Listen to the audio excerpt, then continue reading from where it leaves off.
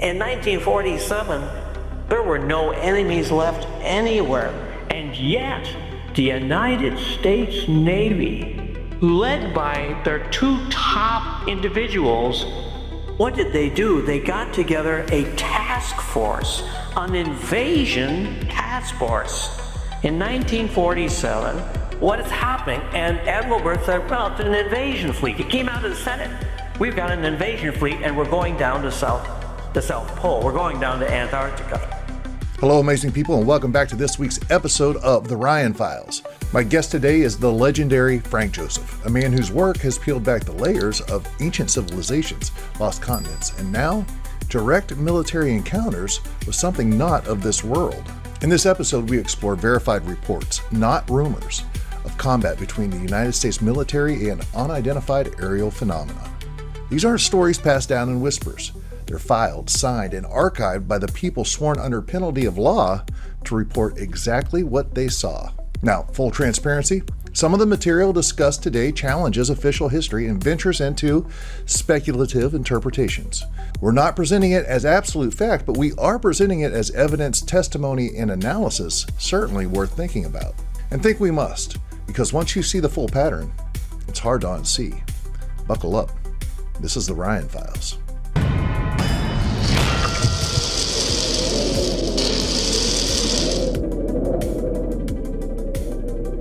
Ladies and gentlemen, my guest tonight is Frank Joseph, one of the most prolific researchers in the realm of lost civilizations, ancient mysteries, and hidden history. He's a former editor-in-chief of Ancient American magazine and the author of over a dozen books ranging from Atlantis and Lemuria and all the way to military encounters with extraterrestrials. Tonight we're focusing on one of the most explosive works, I think one of his most explosive works, Military Encounters with Extraterrestrials, The Real War of the Worlds. This book doesn't just document sightings, it lays out real cases of direct military engagements with unknown aerial craft across the last century.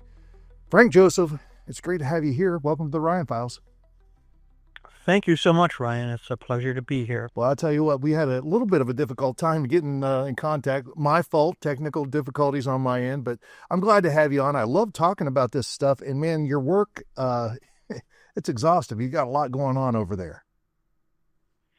Well, I feel it's my privilege to be able to share some of this information with you and your listeners. I think it's really vitally important information, and I'm interested in your feedback and in theirs. That's awesome, man. Well, let's get started. I mean, with your book, Military Encounters with Extraterrestrials, what are some of the most striking cases you've uncovered, the kind that makes it hard to, kind of deny something truly otherworldly has been going on? And then what...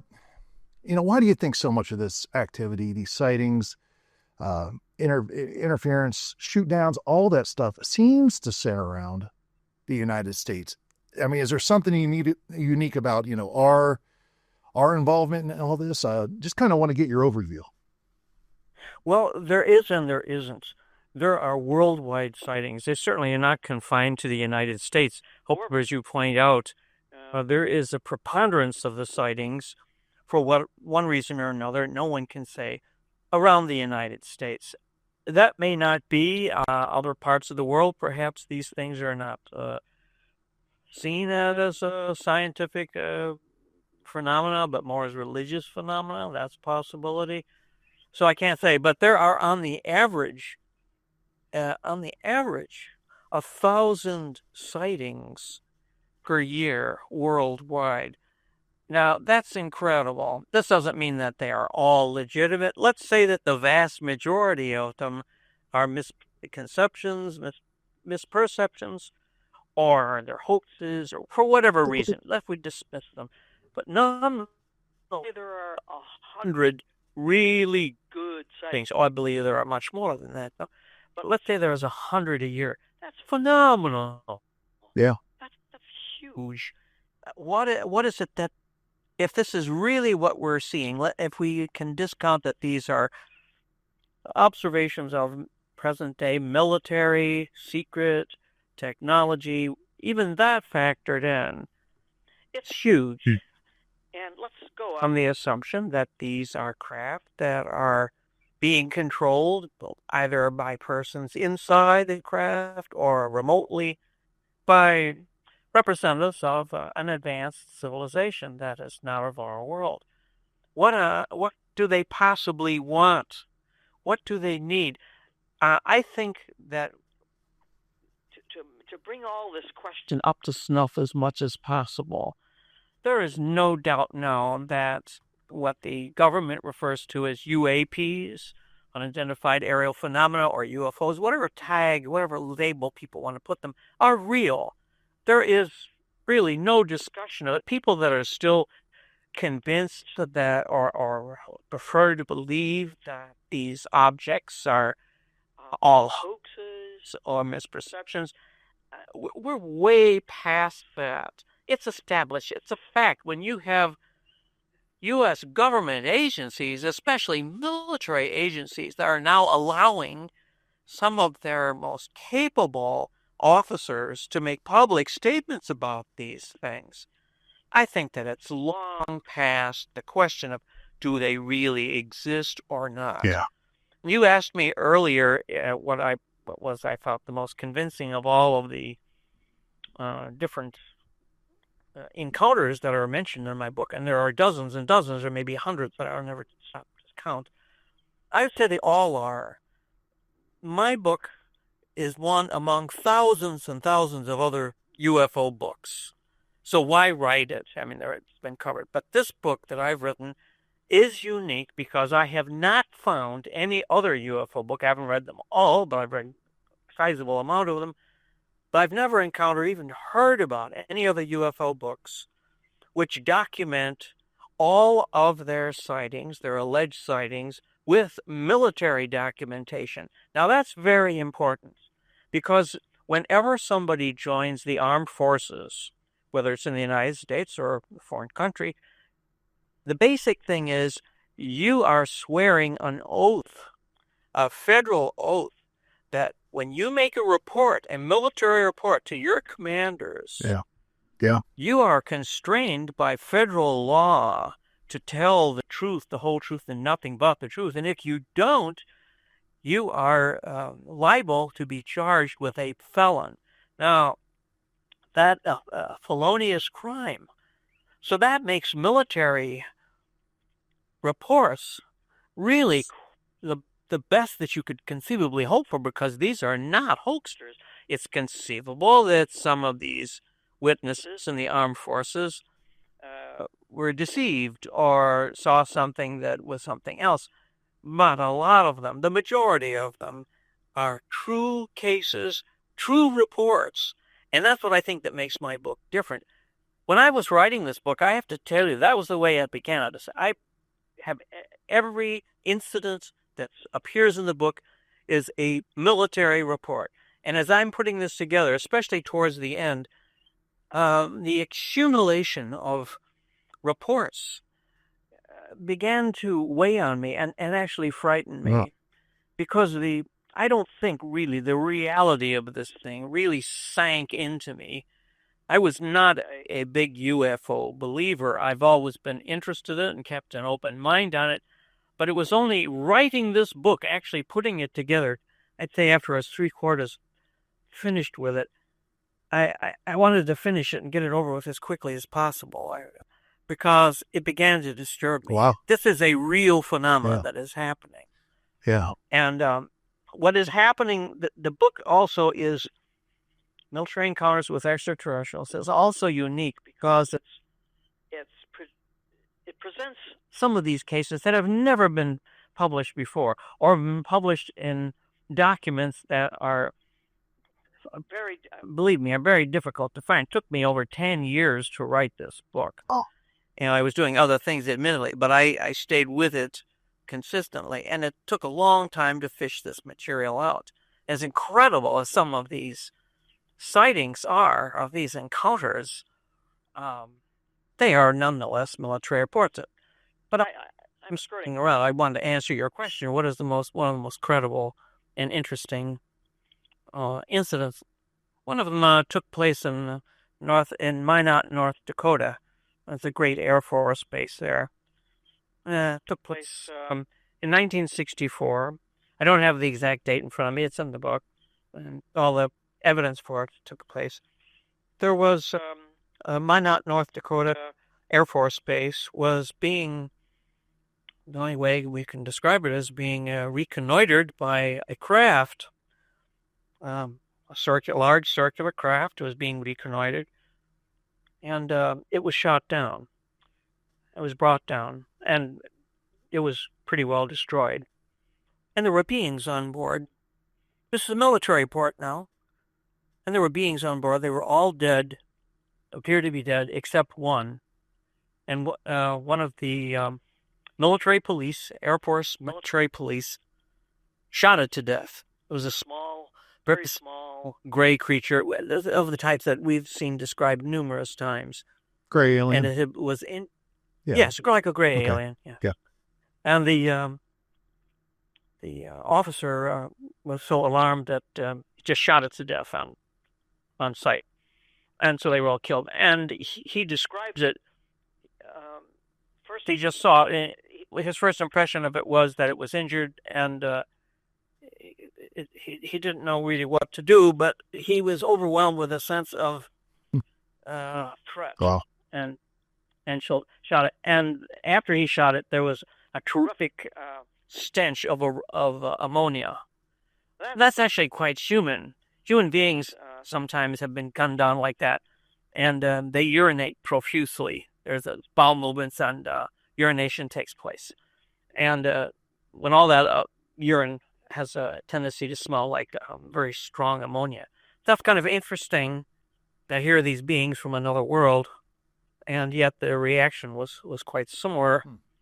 And I bring that up because not only is it well documented, and that this actually did happen, it really did happen, but also because it leads perhaps into one of the theories, and it's only a theory. I try not to deal with theories in the book. I don't offer my opinion except in the last chapter, and even beyond. It's not even a chapter, it's an afterword where I try to sum it up. Right. But I don't try to convince the reader of anything. I don't care whether people believe it or not. I think the evidence should be allowed to speak for itself, and it speaks very loudly. But one of the theories and associated with the aliens is that they are human beings.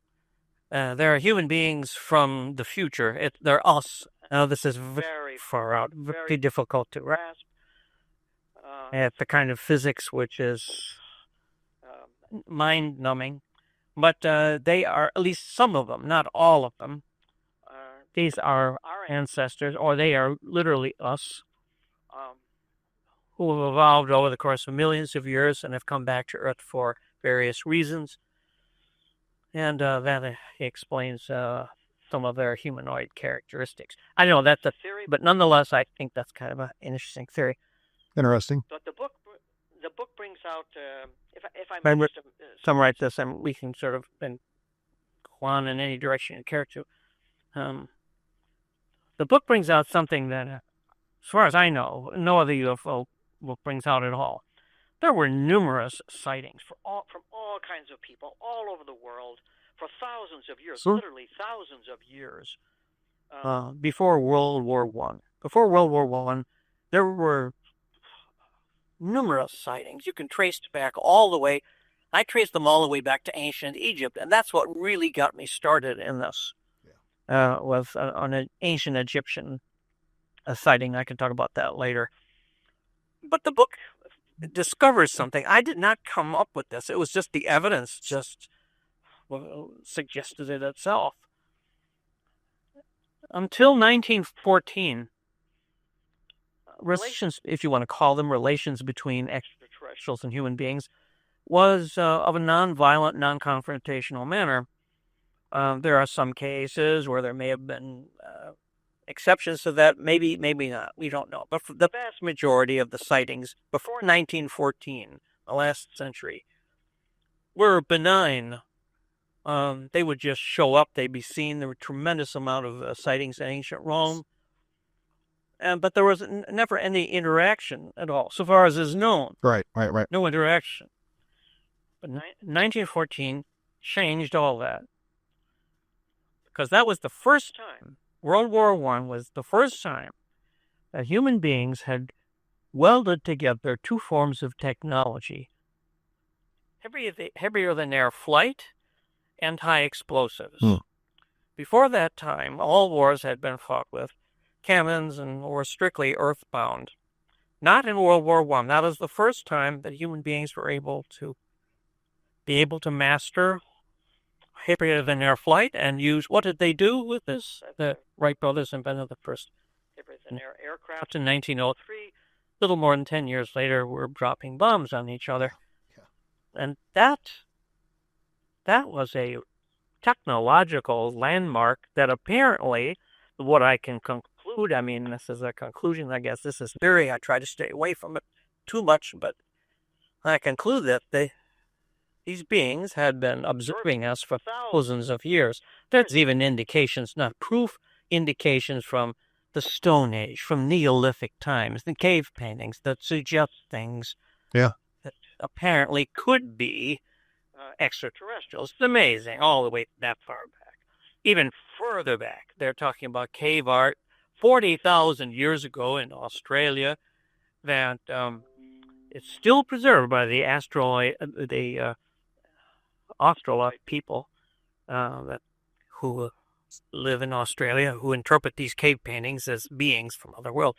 Maybe that is true, but no. But World War I, that changed. How did it change? Well, this was brought up, what I'm about to tell you, by a wonderful researcher, Mr. Pearson in England, about 20 years ago. He was the first and the only one, I think, to ever mention this. But beginning in 1916, World War I had been on for 2 years. There were a series of major explosions across the United States, concentrated mostly in the east, but there were explosions elsewhere, of war plants, munitions plants. These were the biggest munition plants in the world because America was the big supplier to munitions for the Allies long before the United States got officially involved in 1917. Right. The DuPont conglomerates had the corner on high explosives. And these manufacturers, arms manufacturers, they lost more than half a dozen of their major factories exploded, blew up. It was blamed on saboteurs. Not one saboteur was ever found. In hearings that were conducted after the war, it was concluded that no saboteurs were involved. They were not the victims of accidents.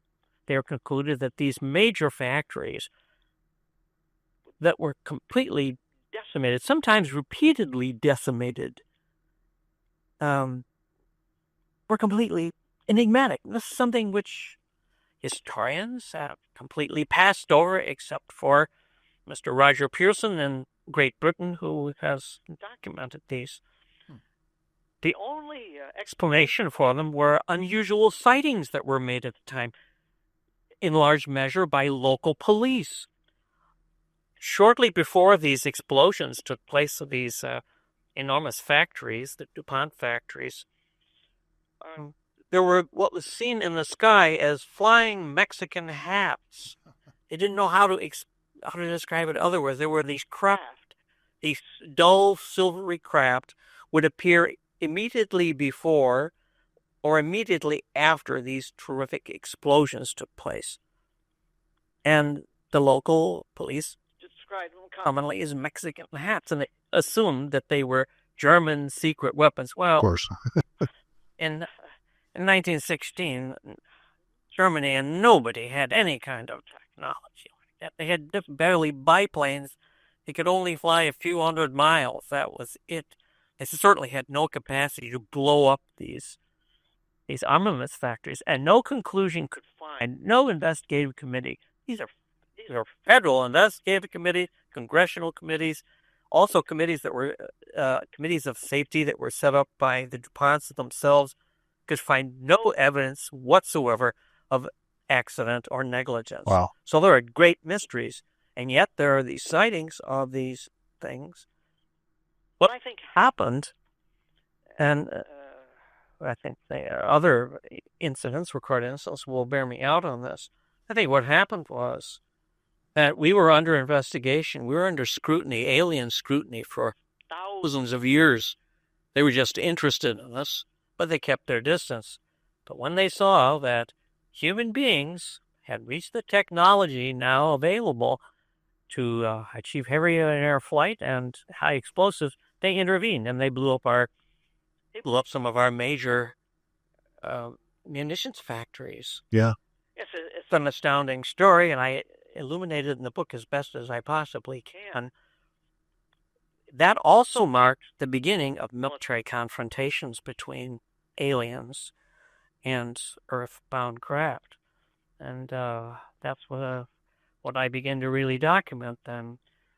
World War I, you saw the destruction of these munitions plants, but World War II, there was actual combat. Yeah. There were losses. These were referred to by the Americans as foo fighters, but they were not the only ones. The first ones that reported were the British. Yeah. And I document in the book exactly what happened. How there was a bomber confrontation, a British bomber confrontation with a UFO. And there had been several, but no one had talked about them. They described them as German secret, Luftwaffe secret craft. Of course, the Germans had the same problem. They're being tracked by these same aircraft and attacked by these same aircraft. No, not the Germans. Strangely enough, as far as I know, the Germans were never attacked, although they had their close encounters with aliens. The Americans, the Allies, they were attacked, and some aircraft and some men were killed on board. Wow. But the British bombers, pilots, they began filing these tall tales, accepted as tall tales about these incredible craft flying rings around their plane, and the British would fire their defensive machine guns at them to no effect, and that sort of a thing. And eventually these people were just scoffed at. They said, well, this is like Clash Gordon or something like that. Right. Well, in 1942, just before the Americans really got involved, it was early 1942, there was a British Lancaster heavy bomber that was not attacked, but was flying way too close. It was very dangerous. This thing was flying rings around this Lancaster bomber. Their defensive gunners were firing everything at it at point-blank range, had no effect whatsoever. And the crew, to their great credit, they filed a full report, and they said this really happened. And they were investigated, and they were threatened with being decommissioned and everything. They didn't care. Yeah. They told the truth. And that their report made it to Winston Churchill. Churchill interviewed them personally. He was shocked. He was overwhelmed. He completely believed them and thought that this was horrifying, because one of the things that he says, this is the end of Christianity. That was one of his things, because God could not allow this thing. It's not in the Bible. Of course, some people say these things are in the Bible anyway, but that was one of the things. He was horrified about that. And so he opened up to the Royal Air Force and said, anytime you see these things, I want to know all about them. And more reports came to him. This is all really well documented in the British press, the modern British press, the Daily Telegraph. Like this comes to mind. So this really happened. This is not something that's it's not conjecture, tabloid story or anything like that. That's the thing. And when Churchill went to the United States, he met with General Eisenhower, who was going to be in charge of all the American U.S. forces and eventually all the Allied forces, France. And so he told them, he shared that information with Eisenhower. And Eisenhower just said, well, we know all about it. We have the same thing happening here. Yeah.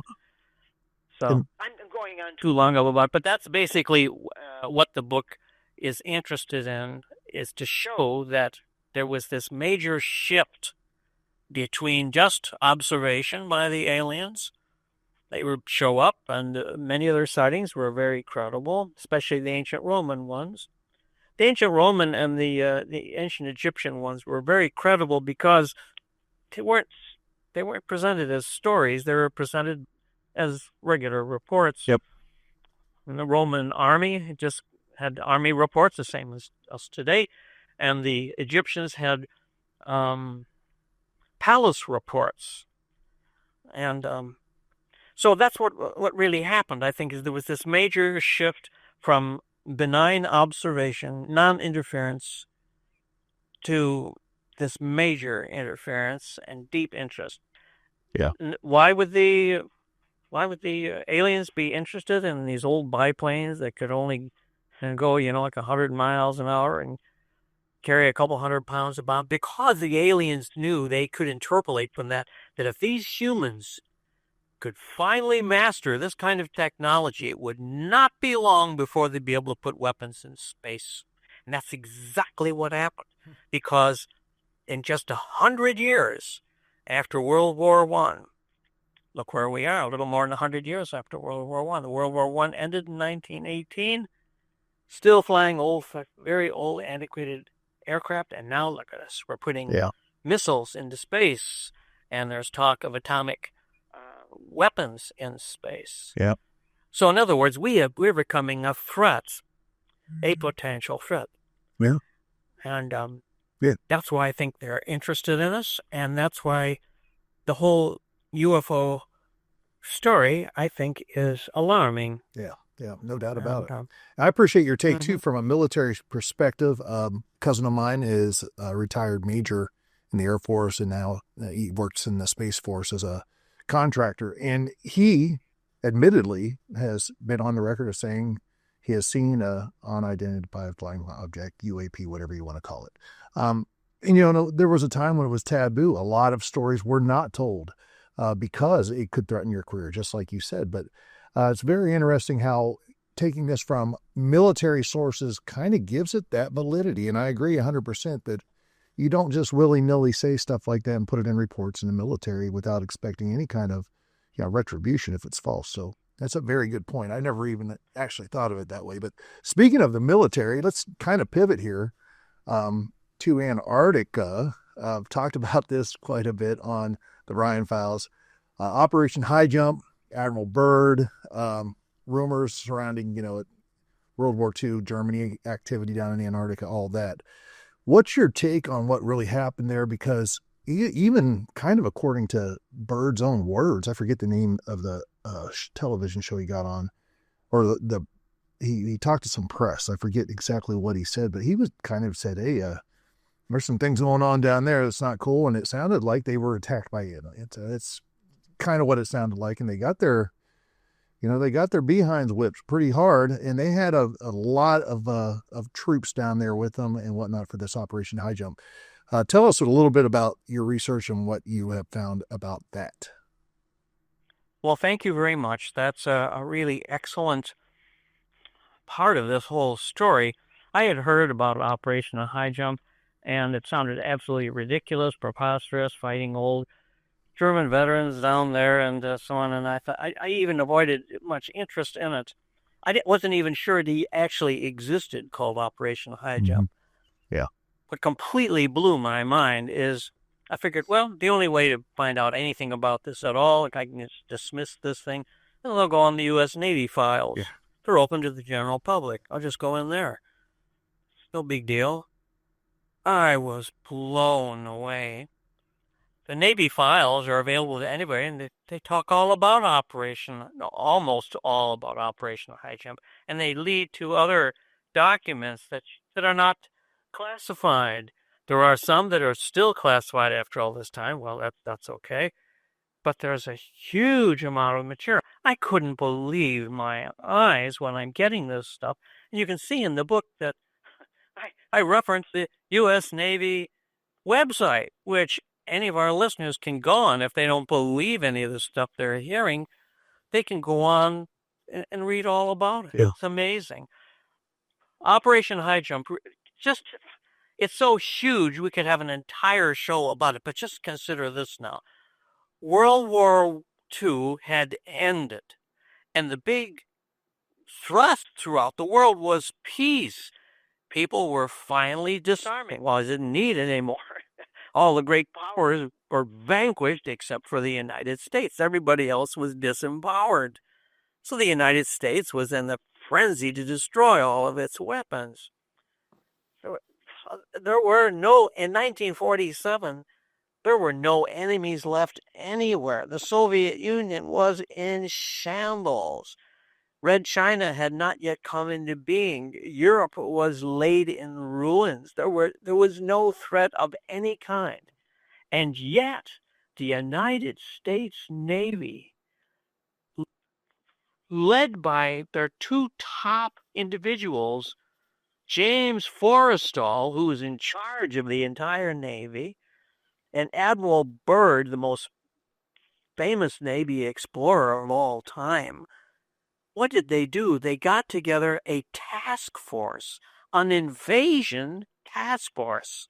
In 1947, battleships, submarines, aircraft carriers, brand new helicopters, which were not known much until this time, attack aircraft, huge Mariner bombers. And it left Virginia and with a big send-off. Invasion force. There's no other way to describe it. Right. And Admiral Byrd was a very honest man. He was incorrigibly honest. If something was happening, he told the truth. He didn't care who it offended or what. And that got him a lot of enemies, but also got him a terrific amount of respect. And this guy was put in charge of this.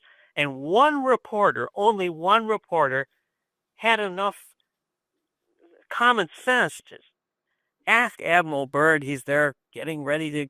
This was in Virginia. They were taking off with this big send-off. All this fleet that's leaving, an armed fleet, and the newspaper reporter said, I cannot imagine who you're going to fight. What is this all about? No one had asked that before. It was just great that it was happening. American strength. Well, okay, but what is happening? And Admiral Byrd said, well, it's an invasion fleet. He came out of the Senate. We've got an invasion fleet, and we're going down to the South Pole. We're going down to Antarctica, an invasion fleet. So the reporter was astounded, and before he could ask him any more questions, Admiral Byrd's handlers, or we want to put it that way, advisors, whisked him away. It was the end of the interview. Right. That was it. And so this thing steamed off, and it was supposed to be the official report sent out that this was just a scientific expedition. Yes, of course. To see what the weather was like down there. Yes. No one believed that. No. Why are you sending submarines out there? They sent 2 submarines down there. In addition to all these destroyers, destroyer escorts, aircraft carriers, the biggest communication ship in the world at that time to put the whole thing together. They had several admirals involved. It was unbelievable. It's an invasion fleet. Well, they were supposed to go down there and monitor the weather, right? Yeah, right. And they're supposed to do this for like more than 3 months, if I remember correctly. They were supposed to be down there for 4 months. They come back in 4 or 5 months. Yeah. Something happened. Yeah, they were. They came back real early. They came back after a few weeks. Yeah, and not all of them came back. And when they landed, did they go back? When the invasion fleet, this battered invasion fleet, did it go back to Virginia? No. It had to limp into the nearest possible deep water port, which was in Chile, a foreign country. And when that battered invasion fleet arrived, minus some of its ships, by the way, minus a lot of its planes and men were carried off in stretchers by the dozens, at least dozens, under the view of all of the Chilean press. Mm-hmm. And there were scorch marks that you could see. Nothing was being hidden. Damages all over. Almost all the ships looked damaged. Not the aircraft carriers they couldn't see because they were such a deep draft they couldn't even go in. They were just offshore. But all the other battered ships, warships, pulled up in Valparaiso because they needed help. And so Admiral Byrd was interviewed by Chile's largest newspaper. It's also one of the largest Spanish-speaking newspapers in the world, and I forgot its name. If I have to read the book, I don't remember. And you can tell in the interview, and I quoted it extensively, you can tell in the interview he's doing everything he can to restrain himself. Yeah. And he says bizarre things in this interview. He says truly bizarre things. And again, one of the newspaper reporters and the interviewer asked him, why are you down here? What is the reason for this? And Admiral Byrd said, there are now craft which are able to go from pole to pole within moments, and that these are not beyond anyone's control, something to that effect. And he's talking about these objects that can travel at astounding speed, and they're very dangerous. And that's about all he would say. But that, and the interviewers had no idea. This is, by the way, before Roswell or the UFO thing. So it's not like, he was a UFO enthusiast, because there were no known UFOs. This is early 1947. Roswell didn't take place until later that year in July, but we're talking about like February 1947. So, again, his handlers were flown down from Washington and whisked him away. And he was debriefed, and he was, in effect, booted out of the Navy. Yeah. Ceremoniously, to be sure. Yep. Yeah, they throw him a ticker tape parade, and then he was out or something like that. No, he didn't. They didn't even get him a parade. Nothing. Oh, not this time. Okay. He was actually, his career was like suspended. Okay. So he did have some things later on, but he was really closely watched after that. Yeah. And the only person that he would really make a full report to, and no one could blame for this, was to his superior, who had organized the entire thing, and that was Admiral James Forrestal. And after the review, Forrestal supposedly threw himself out of a window and died of suicide. Right. Interesting. But that's what really happens. How about that? How about that, folks? Yeah, that's fascinating. And I mean, there's so much, like you said, you can go on. We could talk about Operation Highjump and what happened. But his family said this man was not suicidal. He was in charge of the U.S. Navy. He was one of the most stable human beings. It's obvious that somebody threw him out through the window. But probably because he and Byrd were going to blow the whistle on the whole thing. Going to tell exactly what happened. They were going to disclose it. That was they couldn't. The people in charge couldn't tolerate, because they figured it would create too much social dislocation. Just like Churchill. When Churchill learned about the UFOs, he was hysterical. He says all of our struggles here on Earth are nothing. These creatures have the technology to come down here, which we're completely at their mercy for everything, although they haven't actually threatened anything at that time. Churchill just became unhinged when that first report came in. I think that is probably typical of the people that are in power. Most of the people that are in power are power freaks. That's why they're in power. They love power, and when it's finally proved to them that they're not the supreme thing that they have always believed they are, their world sort of buckles underneath them, and cannot get the secret out by no means. It'll disempower us, and it'll wreck Christianity and everything else. And anybody that objects to that, they're going to one-way voyage, a one-way flight out of the hospital window at Bethesda, Maryland. Yeah. And so that, of course, was a lesson also for Admiral Byrd, who never just made disclosures like he had to the Chileans. Although he would, as you mentioned, there was a TV show. Yeah. This man was irrepressible. Yeah. And he would hint at things sideways. You sort of take things out of hand. But I was able to dig out more and more information to find out exactly what happened. the best information on what really happened to Operation Highjump comes from no American source at all. It comes from the Soviet Union, because the U.S. government was riddled with spies during World War II, before and during World War II, and actually for some time and thereafter. So they had, and spies knew all about the reports, sent reports to Moscow. And after the Soviet Union fell, 1991, these were disclosed, and they were just talked about on Soviet television, well, not Soviet, Moscow television. All right. And the people that were involved, none of that leaked over here. None of that. It was just like, sealed off. But you had to dig for that. And so we know what happened is that the United States had gone down, Admiral Byrd had gone down to Antarctica because there was a base, there was a UFO base, and they were going to destroy it. They weren't going to have any negotiations. They weren't interested in the scientific. They were going to go down there, and they were going to take it over, take prisoners if they could, but they were going to destroy that base. Well, it didn't turn out that way at all. Oops. And there was one of the ships, was a destroyer, it was called the Maddox, was set on fire by the aliens and sunk. Right. And there were losses of human life, especially, and there were some Mariner flying boats that had all kinds of onboard radar and 500-pound bombs and so on. They got blown out of the air. And the other ships were damaged but not sunk. And people were killed. Yeah. And they're driven away by these discs.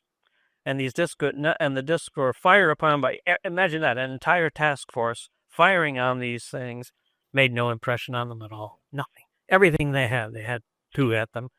Nothing. And so that was a terrifying situation. Yeah. That's what really happened. That's a true story.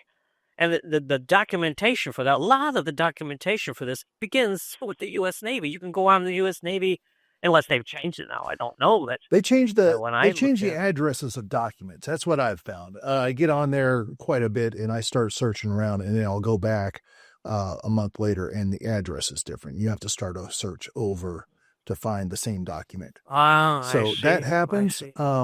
But it is. But I know they changed the name of ships a lot. Yeah. That's interesting in their documents. Yeah.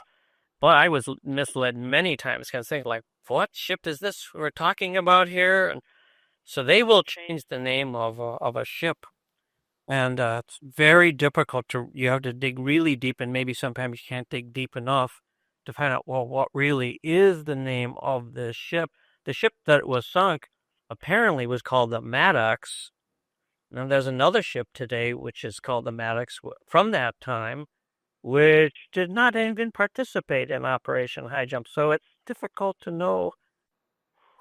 There is some smoke going on, no doubt about it. But the important thing is that we, the United States, tried to invade Antarctica after just not even 2 years after World War II, when all the rest of the world was laid in ruins. We sent down a major invasion force. And we went down for the specific purpose of finding the base and wiping it out. And we got nowhere near that. And men died. Equipment was lost. And the head of the Navy was murdered. There's no doubt about it. He didn't commit suicide. Yeah. So like the Epstein. These convenient deaths, they're always the way it is. Just like Kissinger said, America makes a very terrifying enemy, but it makes a more dangerous friend. And that too, to its own servants sometimes, unfortunately. Interesting stuff. Now, you've also, this kind of is connected, and you mentioned it earlier. I didn't know this. You mentioned that no German aircraft were shot down in World War II by these, what the Americans called Not Foo that Fighters. I know of. Okay. Not that I know of. But there's been so much writing, and this kind of connects, but there's been so much writing about Nazi Germany's obsession with the occult, ancient technology, ancient knowledge.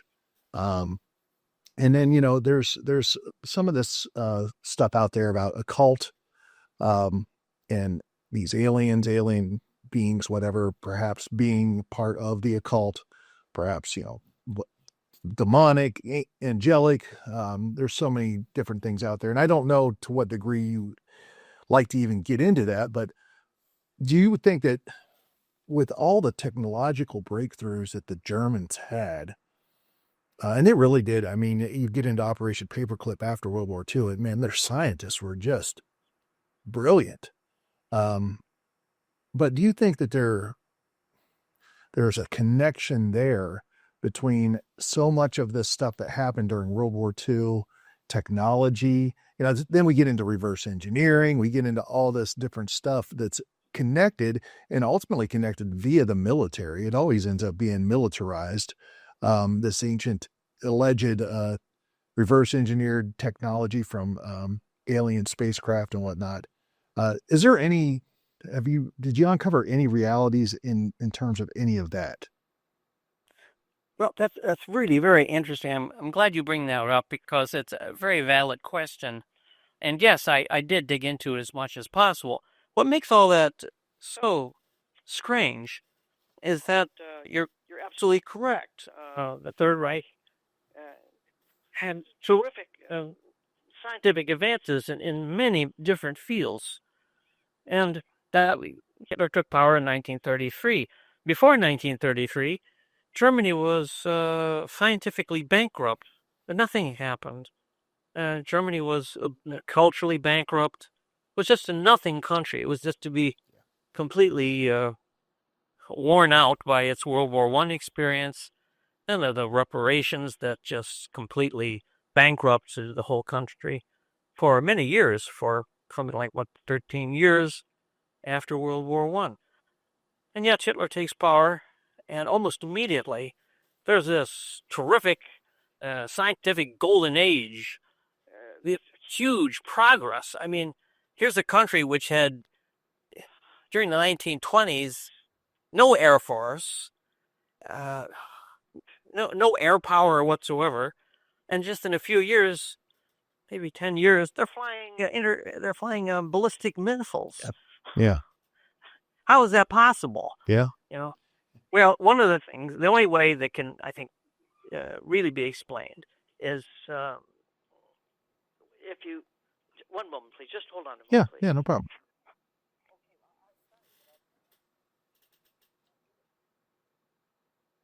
I'll go outside. Okay. Yeah. No, I'm sorry. No I just problem. had something I had to take care of there. Okay, I'm going to be okay out here. So it's interesting that Rudolf Hess, the deputy Führer of the Third Reich, when he was being held in Spandau prison, his chief interest was in space flights, and he was actually in correspondence with people at NASA. Information comes from his warder at the time. The Soviets would change places with the Americans. They would alternate from time to time. And I cannot remember this man's name who wrote the book. Again, it's included in my own. But when he was in charge of Spandau prison and Rudolf Hess was there, his obsession at the time, if you want to call it that, was with spaceflight, and he actually had correspondence going on with people at NASA, which I think is just extraordinary. And he had diagrams all over his wall. He was interested in some kind of a centrifuge craft that resembled like a flying disc. Mm-hmm. Interesting things. I don't know that they back engineered anything. I could find nothing of that kind. The only thing I can imagine is that one of the things that Hitler did is he put the new German government kind of at the disposal of science. So there was a heavy funding of scientific projects.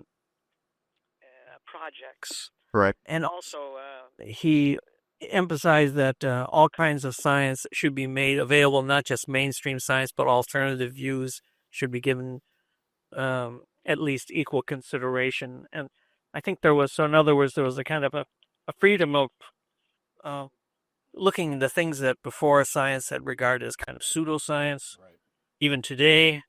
And some of those things were nonsense, but some of them bore fruit, apparently. But it was primarily the heavy funding that the German government gave to science, which other governments really didn't really think about too much in those days. But there were a lot of grants from the Berlin government to university people that they didn't have before. So I think that contributed to an uptick in their technological advances when it came to World War II. But I don't know that that's an explanation. Right. But I'm trying to be as honest as I can about it. I can't find any credible information about any back engineering that took place in the Third Reich. Right. But I've always thought the it's what's it called? Die Glock, the bell. Yes, that's something else. I always thought that was an interesting thing. Kind of felt like it. It looks like one of the old Damana from India. It does, doesn't it? Come to think of it. Yeah, and then you get these like ideas of mercury vortex engines and stuff like that. Yes, they were looking into things like that, to be sure. Yeah. Very interesting. And listen, it's like the Renaissance. This out of the Dark Ages was a Renaissance, and there was this moment where just boom, everything accelerated. Right. You feel like that's right, exactly. You feel like there was something going on there in the 30s, 40s.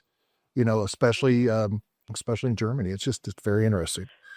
There is, however, one attempted back engineering that did take place. I don't mention this in my book because I thought it was a diversion, but since we're on this, sure.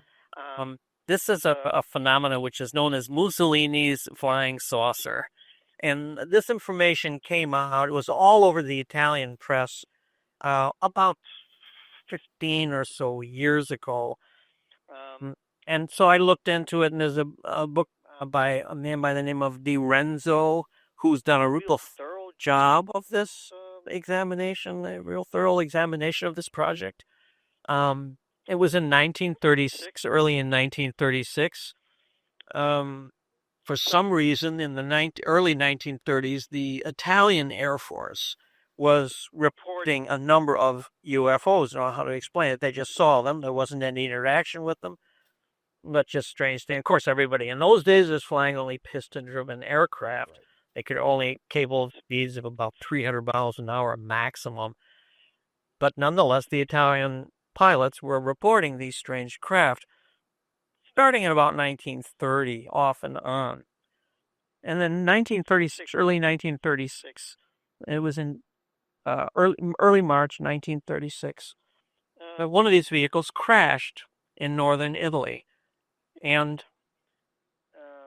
the Italian authorities, the fascist authorities, sealed off the area, and they arrested everybody that saw this thing or got near it. Literally arrested them all.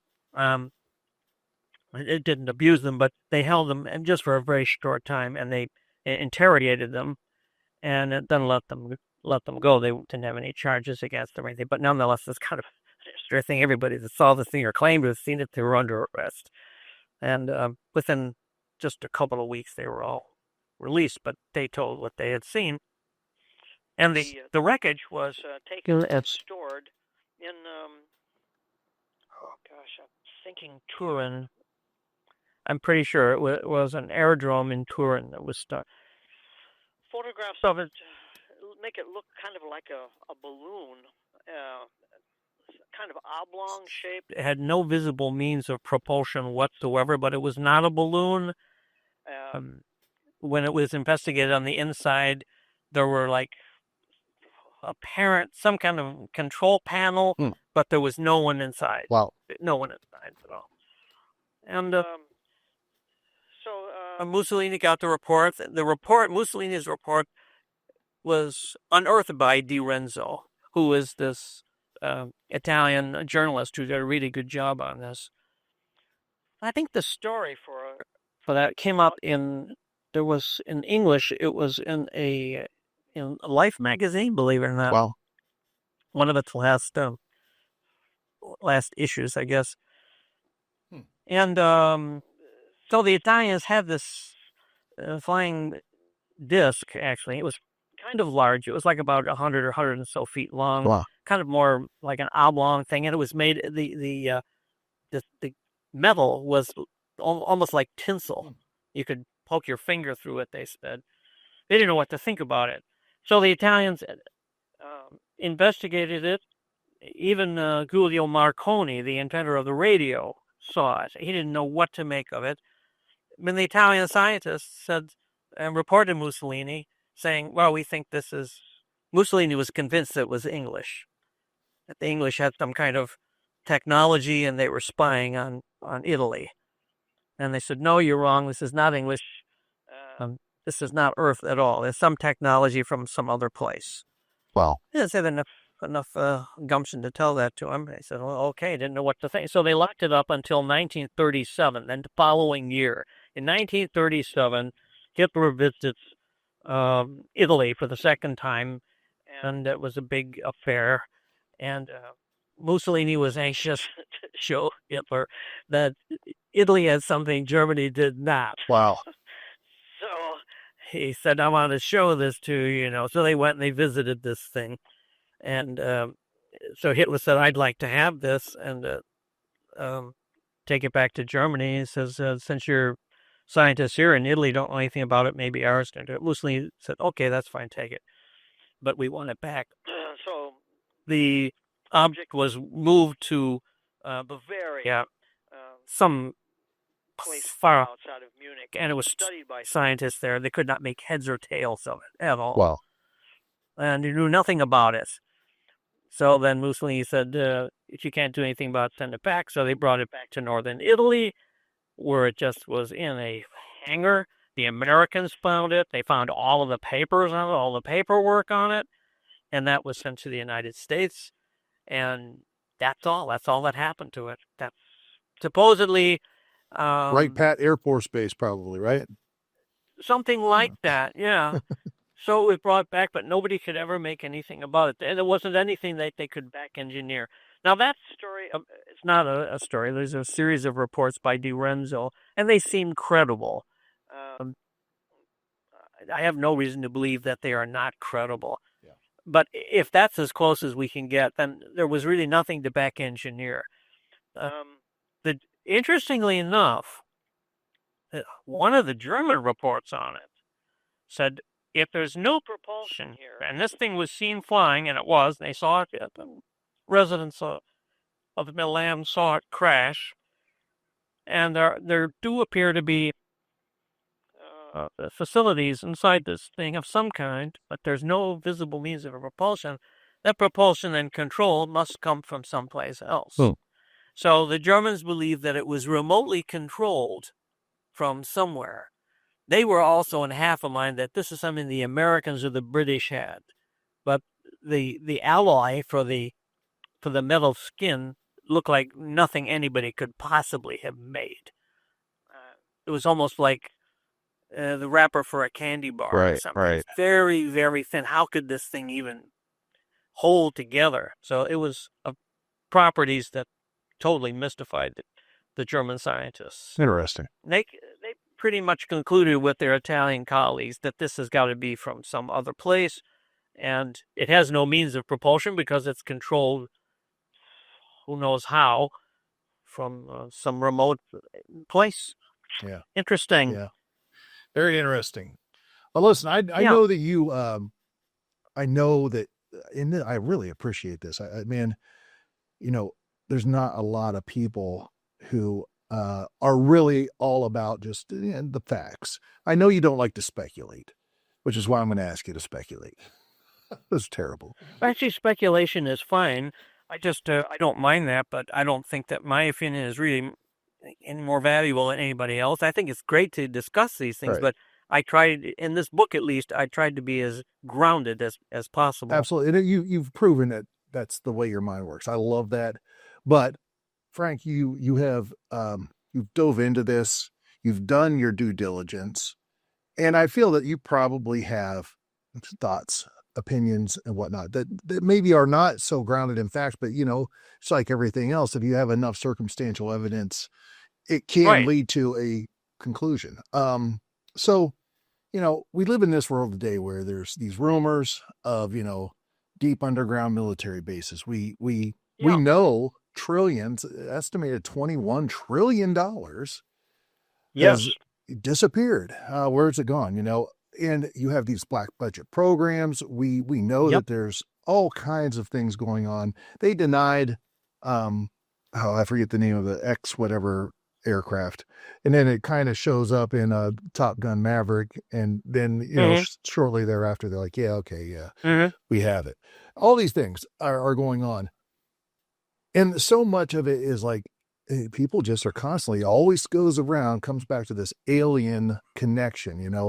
There's people that say there's dozens of different alien races out there. And there's people that say that we, as countries, some of us are aligned with this race and some of them are aligned with this race. For crying out loud, people say that Eisenhower had meetings with the gray aliens and, when he was a president. So there's so much of this that goes back to the alien question, and I guess maybe in all of your research and study, and you're a bright man, not just about this stuff, but so much other stuff that, Atlantis, Lemuria, all these other things, ancient cultures in America, there's kind of possibilities that it links to alien stuff too. So I'm just asking you, in closing, give us your insight into maybe how deep does the rabbit hole go, on this, and what's your thoughts and speculation as to what it all means for us and humanity?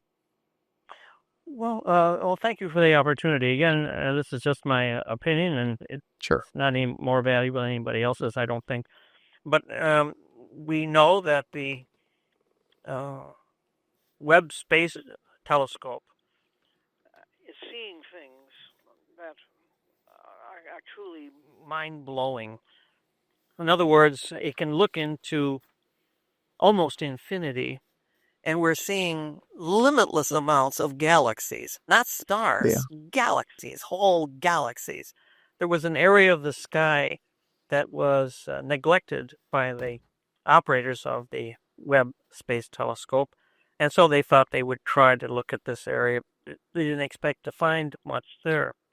When they did, and they focused the Webb Telescope on this area of the sky where they didn't anticipate anything, they found limitless amounts of more galaxies. Well, in other words, we're seeing literally millions or more than millions of galaxies. That means that the chances for anything are limitless. It's impossible to say, oh, this isn't possible. This cannot happen.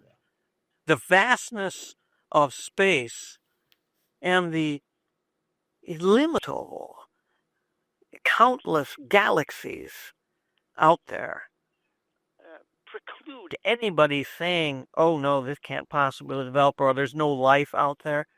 Well, it's inevitable that life is out there, and that I think that it's the vastness of possibilities make everything possible. As regarding ourselves, I think that this situation with the aliens is potentially very frightening. The reason why there have been these confrontations, I didn't mention too many. The reason why there have been these confrontations is because I think the aliens are trying to tell us not to go too far. They don't like the idea. I mean, I'm just saying this, concluding from the evidence. Right. I'm concluding from the evidence that the aliens are alarmed by our technological developments of putting atomic weapons in space. In other words, it's like giving a loaded pistol to a 10-year-old boy. It's a frightening situation. Right. And they're able to extrapolate into the future, probably because they have seen numerous civilizations like ours. If you have a craft that can transgress time and space and you can fly from galaxy to galaxy by folding space, perhaps. Undoubtedly, they have seen numerous other cultures like our own. We like to think we're the only civilized species in the entire universe. That's incredible arrogance. It's unspeakable arrogance. Right. It's like the first time that a modern European appeared in Tahiti, and the native islanders who had little boats of their own, could travel maybe just a few miles out to sea, couldn't imagine that this foreigner had shown up in this boat, in a boat that could take him from one island to another all throughout the Pacific. They thought that they were the only real people in the world, or lived on the islands of Tahiti. And it's the same thing, I think, with us. We think we're hot stuff, and yet there are others that have the ability to travel far and deeper than we know. I think they are alarmed at our prospect of putting advanced weaponry into space. That is alarming. Yeah. And if they're too alarmed about it, and they can't negotiate with us, then they'll destroy us. And it won't be a dramatic war of the worlds, nothing like that. They're not that clumsy. All they need to do is to drop off a pathogen here, an alien pathogen that will just wipe us out. A genetically modified pathogen. Maybe they don't want to destroy any of the other animals here, but you can even today you can make a pathogen which will go after human beings only. So there's no doubt that the aliens could do this. And maybe they're thinking about doing that because as time goes on, 100 years from now, look at what we've done in the last 100 years. Oh, yeah. As far as advances in technology and aerospace technology. Look at what we could do in the next 100 or 200 years. What if the species that we're talking about, these aliens, they themselves can live the equivalent of our many hundreds of years? Time might be a completely different thing to them. But they see us, I think, as a threat. And that explains why there have been some deliberate destructions that I mentioned of our munitions factories in World War I, the monitoring of our Air Force bases, our atomic potential. I think right now they're looking at us very closely and they're monitoring us, and maybe they have sent messages to our leaders to the extent that you better stay out of our galactic neighborhood. If you want to destroy yourselves on Earth, that's not our concern. It's up to you. But they are not going to allow us to bring atomic weapons into deep space. That's what concerns me. Interesting. And I don't know at what point they're going to say these people on Earth are too dangerous for us.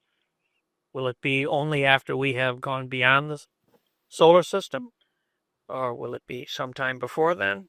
I think that there's every chance in the world that they're going to not welcome human beings into space. That concerns me. Yeah. Amen, man. Hey, this has been fascinating. I really appreciate you taking the time to join me on the Ryan Files and talk about this stuff. I got a hold of you through Intertraditions, fabulous company. Great to work with them. And yes. But tell us, how do people reach out, find out more about you, your books and all that, other than just going to intertraditions.com? Any other way to get you out there on social media, anything like that? Well, not too much, but there's a way to reach me. I still work for a magazine called Ancient American. It's alternative history, archaeology, and we don't deal with UFOs and that's we keep that kind of separate from what we're doing. But nonetheless, my books are available from Ancient American, and you can get on their website. It's just ancientamerican.com, and that magazine is still in production. It's a quarterly magazine. It's a beautiful, colorful color magazine. Talks about some of the interesting archaeological finds in America that don't get much play in the mainstream press. Yeah. And there's a lot of them, man, isn't there? Yes, there it's are fascinating. some really wonderful things. I was very hesitant to write this book because I have not discussed anything really beyond archaeology too much. And UFOs were more controversial, really, when I started writing this book than they are now. Yeah. They're more accepted as a reality, thanks to, I think, the government disclosures now that are taking place, the U.S. Navy disclosures. Yeah. It's kind of handpicked. It feels like that's all kind of handpicked stuff. I went and saw Luis Elizondo talking about it, and he just kind of, he basically said, you know, listen, the stuff that you're seeing is like, it is the worst of the worst, the lowest quality. We've got 8K video of this stuff. I mean, he's just like talking about it. And he's like, I want to tell you so bad everything I know, but I can't. And, yeah, but it will happen whenever the right questions are asked. That's what he kept on saying. And, I see. So interesting, you know. He should know more than anyone, Yeah. more than any of us, I think. For former director of ATIP, you'd think you would know something, right? Oh, absolutely. Yeah, so- Absolutely. Anyway. Well, listen, maybe someday down the road, have you back on and we'll talk about the archaeology stuff, especially ancient stuff in North America, man, because I'm fascinated by that. I'm going to be doing an episode here coming up about the Cahokia Mounds. Fabulous, fabulous. Very interesting there. And yes, indeed. so- Yes, indeed. but yeah, man, this has been No, that would be fun. No, I'm grateful for the opportunity to discuss these things, and it's fun, but it's important too. absolutely. Well, you fit right in on here on the Ryan Files. I'll tell you, you really do. I can't thank you enough. Well, the pleasure is all mine, not Ryan. It really is. All right, ladies and gentlemen, go check out his books, and hopefully we'll have him back. The one and only Frank Joseph. Thank you.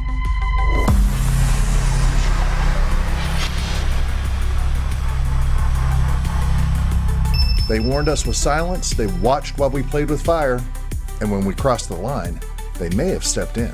Frank Joseph laid out a chilling case. Before 1914, alien encounters were passive. After World War I and the invention of flight and high explosives, something shifted. Encounters became confrontations. Observers became enforcers. We covered secret bases, UFO shootdowns, lost naval missions, and the real reason Operation Highjump might have ended in disaster. These aren't campfire stories. They're documented accounts with real consequences. So what do you think? If you found this conversation eye-opening, disturbing, or just plain fascinating, do me a solid. Subscribe to the Ryan Files right here on YouTube. Smash that like button. It really helps. And drop a comment below to answer this. Do you believe military engagement with extraterrestrials has already happened? I can't wait to see what you think. Want to go deeper? Become an agent of the Ryan Files at patreon.com/The Ryan Files for exclusive behind-the-scenes content, extended cuts, and full bonus interviews. And if you're watching on YouTube, tap that join button to become a channel member. You'll get early access to new episodes, custom emojis, and more. You folks are awesome. Be amazing, be positive, and stay curious out there, my friends. And I will see you right here next week on The Ryan Files. Are you not curious? Preparing to transfer the Ryan Files. Now. I present to you, with great intrigue and wonder, the Ryan